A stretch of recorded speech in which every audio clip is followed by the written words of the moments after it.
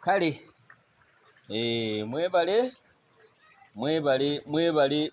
mwebale kutuwagira n'okutusindikiranga eno buli kimu ekiva eyo ewammwe.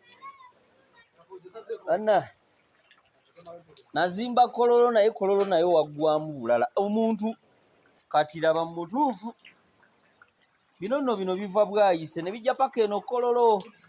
Abawuzi baabali obwana Kololo eno bwajjayo dda, okitegedde. Mwebale mutusindikira, enkuba mugirinda nemala okutonnya ne mututeeramu empitambi, akawunga akagaze, bipampa by'abaana. Ndowooza owulira obwana Kololo, okitegedde.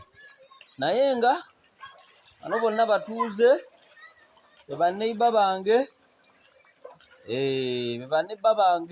wano Kololo. Naye ng'abantu bano beetaaga kusabirwa bannange, beetaaga kusabirwa. Wano tuli kumpi n'ekisaawe ky'Ekololo, era mwe abatamanyiiwo eri ennyumba eri oba ya minisita Kyono. Minisita mwerabidde wano wonna abadde bali mu kukolawo ekkubo, wano nga bw'olaba.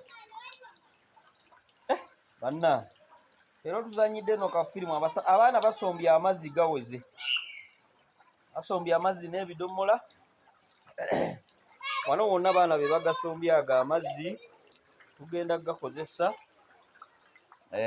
Temulowooza nti nkuba, Kololo tesobola kujja nkuba bweti namu, naye nga bagasombye busombi, gali mu kidiba. Tugenda gakozesa okuzannyira mu firimu yaffe empya eri mu kkuba ejja. Tegedde naye bannange, nange munsondere nga bwe mwasondera Asiya ne Charles ne Muzeeyi Jemba. Full stop yamaze okuzimba, nange nve wana Kololo ninaanye basirikale baabo mubalaba. Kambaviire bwe kityo bwe kiri, mutuwe obuyambi.